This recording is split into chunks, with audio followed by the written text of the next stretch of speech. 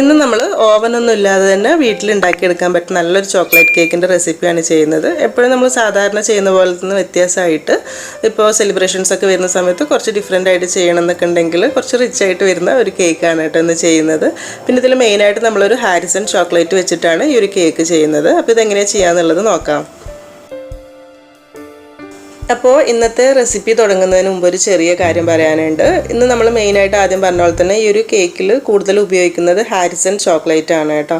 ഇത് നമുക്ക് അവർ ഗിഫ്റ്റ് തന്നതാണ്, ഈ ഒരു ഹാരിസൺ ചോക്ലേറ്റ്സ് ഒന്ന് പരിചയപ്പെടുത്താൻ വേണ്ടിയിട്ട്. അപ്പം ഈ ഒരു ചോക്ലേറ്റ് ഞാൻ പരിചയപ്പെടുത്തേണ്ട ആവശ്യമില്ല, നിങ്ങൾക്ക് എല്ലാവർക്കും ഒരുപാട് ആളുകൾക്ക് അറിയുന്ന ഒരു ചോക്ലേറ്റ് തന്നെയായിരിക്കും. കാരണം ഡ്യൂട്ടി ഫ്രീ ഷോപ്പിൽ നിന്നൊക്കെ വാങ്ങിക്കുന്നവർക്ക് തീർച്ചയായിട്ടും അറിയാൻ ചാൻസ് ഉണ്ട്. അപ്പോൾ ഇതിൻ്റെ മെയിനായിട്ട് വരുന്നത് ഇറ്റലി, സ്വിറ്റ്സർലാൻഡ്, ബെൽജിയം ആണ് വരുന്നത്. അതുപോലെ തന്നെ ഒരു കാര്യം കൂടെ പറയാനുള്ളത്, നിങ്ങൾക്ക് ഈ ഒരു ചോക്ലേറ്റ്സിനെ കുറിച്ച് കൂടുതൽ ഡീറ്റെയിൽസ് കാര്യങ്ങളൊക്കെ അറിയണമെന്നുണ്ടെങ്കിൽ ഹാരിസൺ ഫേസ്ബുക്ക് പേജ് ഉണ്ട്, അതുപോലെ തന്നെ ഇൻസ്റ്റാഗ്രാം, യൂട്യൂബ് പേജൊക്കെ വരുന്നുണ്ട്. അപ്പോൾ ജസ്റ്റ് ഒന്ന് വിസിറ്റ് ചെയ്യുകയാണെങ്കിൽ ഞാനിതിൻ്റെ താഴെ ഡിസ്ക്രിപ്ഷൻ ബോക്സിൽ കാര്യങ്ങളൊക്കെ കൊടുത്തിട്ടുണ്ട് കേട്ടോ. അപ്പോൾ നമ്മൾ ഈ ഒരു കേക്ക് എങ്ങനെ ചെയ്യാന്നുള്ളത് നോക്കാം. അപ്പോൾ ഈ ഒരു കേക്ക് ഉണ്ടാക്കാനായിട്ട് നമ്മൾ സാധാരണ കേക്കിലൊക്കെ ചെയ്യുന്ന പോലെ തന്നെ ആദ്യം ഇതിലേക്ക് 1 കപ്പ് മൈദയാണ് എടുത്തിട്ടുള്ളത്. പിന്നെ ഇതൊരു ചോക്ലേറ്റ് കേക്കായിട്ട് ചെയ്യുന്നതുകൊണ്ട് തന്നെ ഈ ഒരു കപ്പ് മൈദയിൽ നിന്നും ഒരു 2 ടേബിൾ സ്പൂൺ അളവിലെടുത്ത് മാറ്റുന്നുണ്ട്. ആ ഒരു അളവിൽ നമുക്കിതിലേക്ക് കൊക്കോ പൗഡർ ചേർക്കാൻ വേണ്ടിയിട്ടാണ്. 2 ടേബിൾ സ്പൂൺ കൊക്കോ പൗഡറാണ് എടുക്കുന്നത്. നല്ല ഡാർക്ക് കൊക്കോ പൗഡർ ഉണ്ടെങ്കിൽ അത് എടുക്കുകയാണെങ്കിൽ കുറച്ചുകൂടെ നല്ലൊരു കളർ കിട്ടും കേട്ടോ കേക്കിന്. പിന്നെ 1 ടീസ്പൂൺ ബേക്കിംഗ് പൗഡർ, ഇതിപ്പോൾ 1/2 ടീസ്പൂൺ ആണ് കേട്ടോ. അപ്പോൾ അതുകൊണ്ട് 2 പ്രാവശ്യമായിട്ട് ഇട്ട് കൊടുക്കുന്നുണ്ട്, 1/2 ടീസ്പൂൺ വീതം. 1/4 ടീസ്പൂൺ ബേക്കിംഗ് സോഡ, ഒരു 2 നുള്ളു ഉപ്പ്. ഇത്രയും കാര്യങ്ങൾ ചേർത്തിട്ട് ഒരു 1-2 തവണ നന്നായിട്ടൊന്ന് അരിച്ച് മാറ്റി വെക്കണം. എല്ലാ ഭാഗത്തേക്കും ഒരേപോലെ ബേക്കിംഗ് പൗഡറും കാര്യങ്ങളൊക്കെ മിക്സായി കിട്ടാൻ വേണ്ടിയിട്ടാണ്. പിന്നെ പാൽപ്പൊടി ഉണ്ടെങ്കിൽ നമ്മൾ മുൻപത്തെ ചോക്ലേറ്റ് കേക്കിലൊക്കെ ചെയ്ത പോലെ 1 ടേബിൾ സ്പൂൺ അതുകൂടെ ഇട്ടിട്ട് മിക്സാക്കി എടുക്കുക കേട്ടോ. എന്നിട്ട് ഇതൊരു സൈഡിലേക്ക് മാറ്റി വെക്കാം.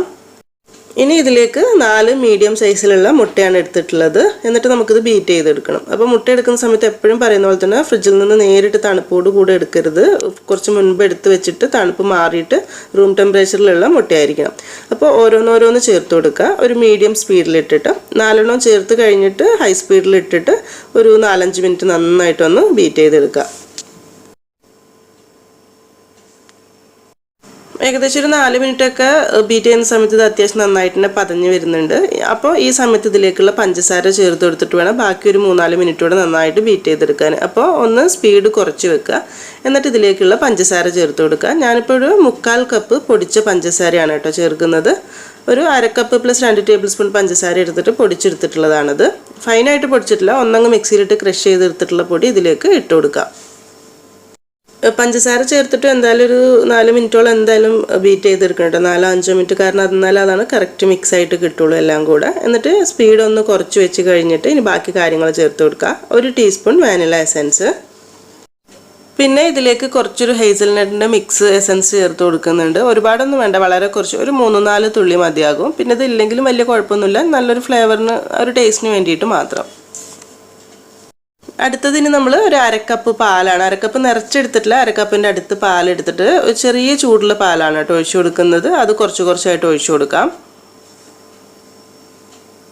അതുപോലെ ഒരു 1/4 കപ്പ് സൺഫ്ലവർ ഓയിലും ഇതുപോലെ തന്നെ കുറച്ചായിട്ട് ഒഴിച്ചു കൊടുക്കാം.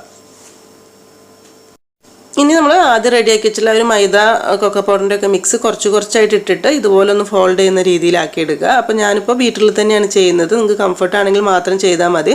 പിന്നെ ഇതിലിപ്പോൾ കാണുന്ന സമയത്ത് നല്ല സ്പീഡിൽ ചെയ്യുന്ന പോലെ തോന്നുന്നു, ഇത്ര സ്പീഡിലല്ല കേട്ടോ, അത് ഞാൻ വീഡിയോ ഫാസ്റ്റ് ആക്കിയതുകൊണ്ട് തോന്നുന്നതാണ്. അത് പ്രത്യേകം ശ്രദ്ധിക്കണം കേട്ടോ, അത്ര സ്പീഡിൽ അടിച്ചു കൊടുക്കരുത് ഒരിക്കലും.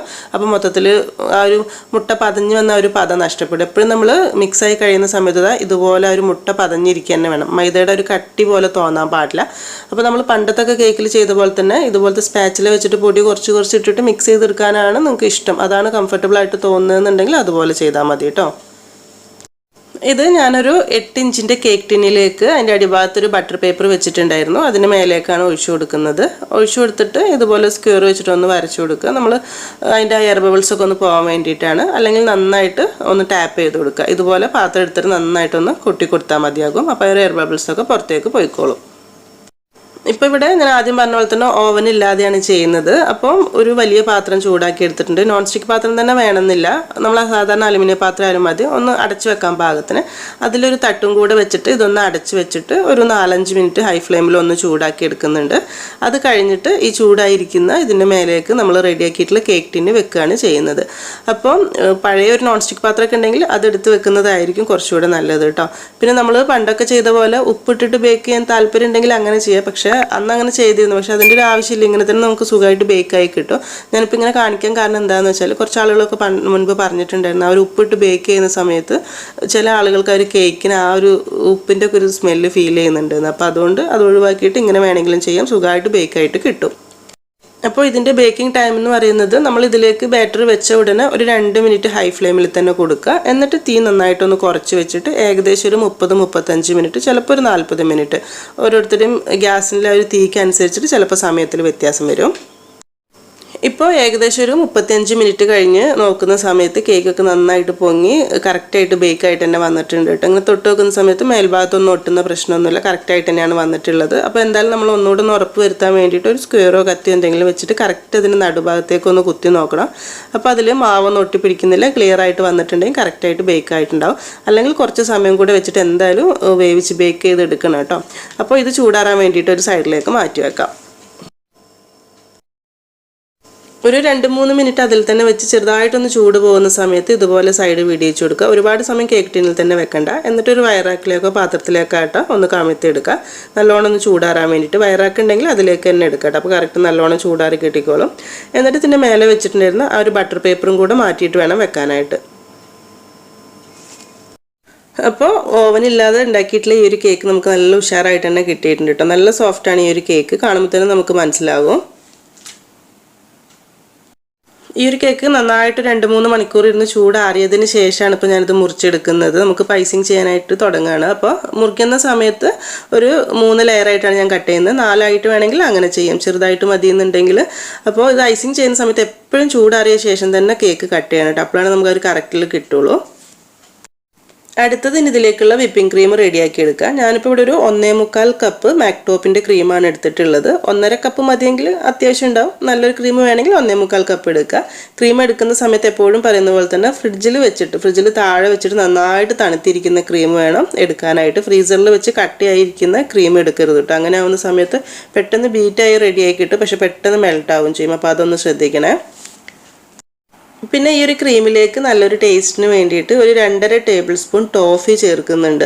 ഇതെങ്ങനെ ഉണ്ടാക്കുകയെന്ന് വെച്ചാൽ ഞാൻ വേറൊരു വീഡിയോയിൽ പുഡിങ്ങിൻ്റെ വീഡിയോ ചെയ്യുന്നുണ്ട്, അപ്പോൾ അതിൽ ഡീറ്റെയിൽ ആയിട്ട് കാണിക്കാട്ടോ. ഇപ്പോൾ ജസ്റ്റ് ഒന്ന് പറയാം. നമ്മൾ സാധാരണ വാങ്ങിക്കുന്ന കണ്ടൻസ്ഡ് മിൽക്കിൻ്റെ ആ ഒരു ബോട്ടിലുണ്ടല്ലോ, ആ ഒരു ടിന്ന്, അതിൻ്റെ മേൽഭാഗത്ത് ആ ഒരു കവർ അങ്ങ് മാറ്റി കളഞ്ഞിട്ട് പൊട്ടിക്കൊന്നും ചെയ്യാതെ പ്രഷർ കുക്കറിൽ വെച്ചിട്ട് നിറച്ച് വെള്ളം ഒഴിക്കുക. നിറച്ച് വെള്ളം മീൻസ് ഈ ഒരു ടിന്നെ ഒന്ന് മൂടി നിൽക്കുന്ന പാകത്തിൽ വെള്ളം ഒഴിച്ചിട്ട് അടച്ചിട്ട് ഹൈ ഫ്ലെയിമിൽ വെച്ചിട്ട് ഒരു വിസിൽ വരുന്നത് വരെ വെയിറ്റ് ചെയ്യുക. ഒരു വിസിൽ വന്നു കഴിഞ്ഞാൽ തീ പതുക്കെ നന്നായിട്ട് കുറച്ച് വെച്ചിട്ട് ഒരു 30 മിനിറ്റ് ഒന്ന് തിളപ്പിക്കുക. അതായത് അവിടെ ഇരുന്നോട്ടെ 30 മിനിറ്റ്, വിസിലൊന്നും വരേണ്ട ആവശ്യമില്ല, വളരെ ചെറിയ തീയിൽ വെക്കുക. എന്നിട്ട് ഒരു അരമണിക്കൂർ കഴിഞ്ഞ് ഓഫാക്കിയിട്ട് അതൊരു സൈഡിലേക്ക് മാറ്റി വെക്കുക. കംപ്ലീറ്റ് പ്രഷറും പോയി കഴിഞ്ഞ ശേഷം പുറത്തെടുത്ത് കഴിഞ്ഞാൽ ചൂടാറി കഴിഞ്ഞാൽ ഇതുപോലെയാണ് ഉണ്ടാവുക. നമ്മൾ കണ്ടൻസ്ഡ് മിൽക്ക് തന്നെയാണിത് ടോഫിയാക്കി എടുത്തിട്ടുള്ളത്.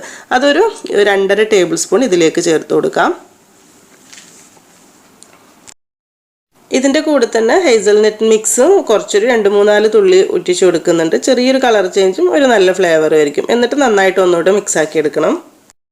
അപ്പോൾ ക്രീം റെഡി ആയിട്ടുണ്ട്. ഇതൊരു സൈഡിലേക്ക് മാറ്റി വെക്കാം.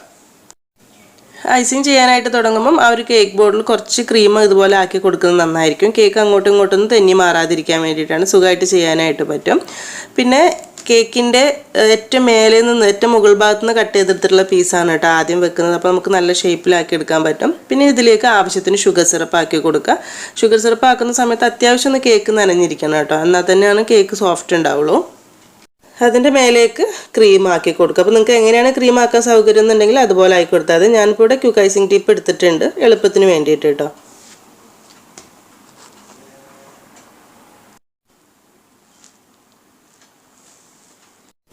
ഇനി കേക്കിൻ്റെ ഇടയിൽ കുറച്ചിങ്ങനെ ഇടയ്ക്ക് കടിക്കാൻ വേണ്ടിയിട്ട് കുറച്ച് ചോക്ലേറ്റ്സ് ഇടുന്നുണ്ട്. നമ്മൾ ഹാരിസൺ ചോക്ലേറ്റിൻ്റെ ഇതുപോലത്തെ കുറച്ച് ചോക്ലേറ്റ്സ് എടുത്തിട്ടുണ്ട് കേട്ടോ. നല്ല ക്രഞ്ചിയാണ് ഇത്. കുറച്ച് ഉള്ളിൽ ചോക്ലേറ്റും ക്രഞ്ചിയും കൂടി ആയിട്ട് വരുന്നത്.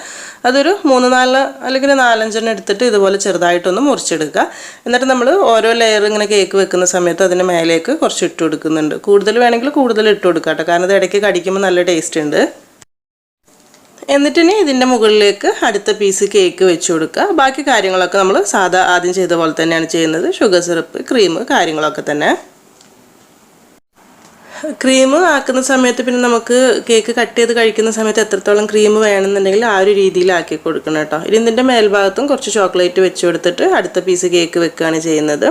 പിന്നെ മൂന്നാമത്തെ പീസ് കേക്ക് വെച്ച് കഴിഞ്ഞാൽ പിന്നെ നമ്മൾ ഷുഗർ സിറപ്പും ക്രീമും മാത്രം മതി. പിന്നെ ചോക്ലേറ്റ് വെക്കേണ്ട ആവശ്യമില്ല, കാരണം ഈ ഒരു ക്രീം വെച്ചിട്ട് കേക്ക് മൊത്തത്തിൽ കവർ ചെയ്തെടുക്കുകയാണ് ചെയ്യുന്നത്.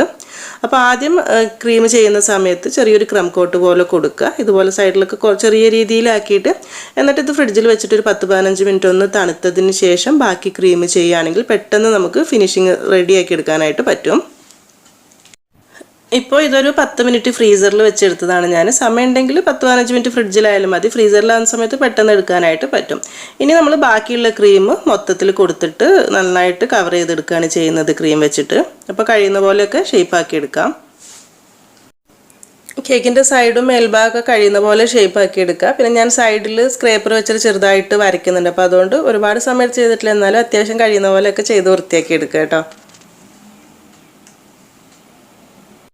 സൈഡ് ഭാഗം ഈ ഒരു ഷേപ്പ് കിട്ടാൻ വേണ്ടിയിട്ട് സ്ക്രേപ്പർ വെച്ചിട്ട് ചെറുതായിട്ട് ഇതുപോലെ ഒന്ന് വരച്ചു കൊടുക്കുന്നുണ്ട്.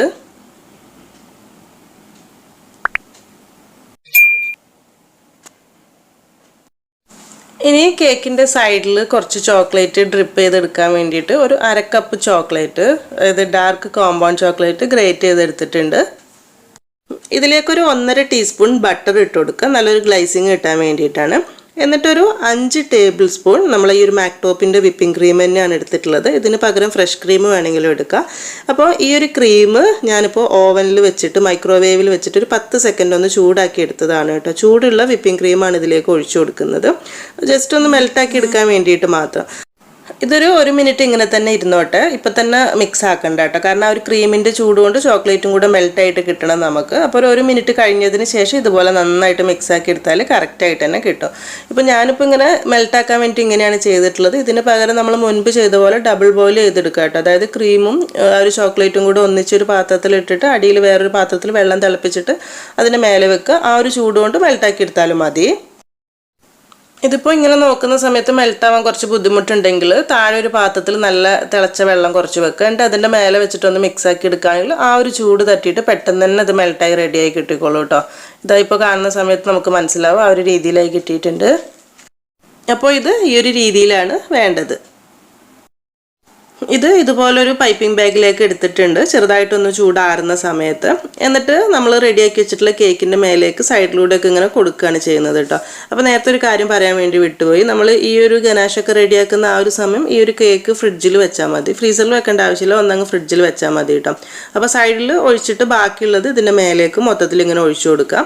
എന്നിട്ട് മൊത്തത്തിൽ ഒരു സ്പാച്ചിൽ വെച്ചിട്ട് ഒന്ന് പരത്തിയെടുക്കുക. അപ്പോൾ ചെയ്യുന്ന സമയത്ത് ശ്രദ്ധിക്കേണ്ടത് എന്താണെന്ന് വെച്ചാൽ ഇത് പെട്ടെന്ന് കട്ടയാവാനായിട്ട് തുടങ്ങും ഗനാഷ്. നമ്മൾ കുറച്ച് കട്ടിയിൽ ചെയ്തുകൊണ്ട് അതുകൊണ്ട് പെട്ടെന്ന് തന്നെ ആക്കിക്കോളണം കേട്ടോ, അല്ലെങ്കിൽ കറക്റ്റ് വിചാരിച്ച ഷേപ്പ് കിട്ടില്ല.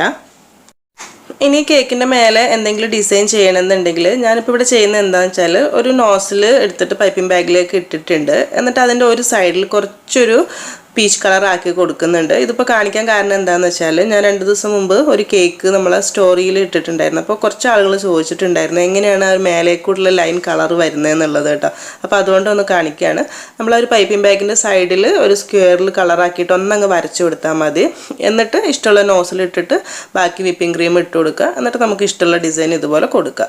അപ്പോൾ നിങ്ങൾക്ക് എങ്ങനെ അപ്പോൾ ഇതുപോലെ ഈ ഒരു 2 കളറിലായിട്ട് കിട്ടിക്കോളും. ചെറിയൊരു ലൈൻ വേറെ കളറായിട്ട് വരുന്നത് പോലെ. അപ്പോൾ അത്രയേ ഉള്ളൂ.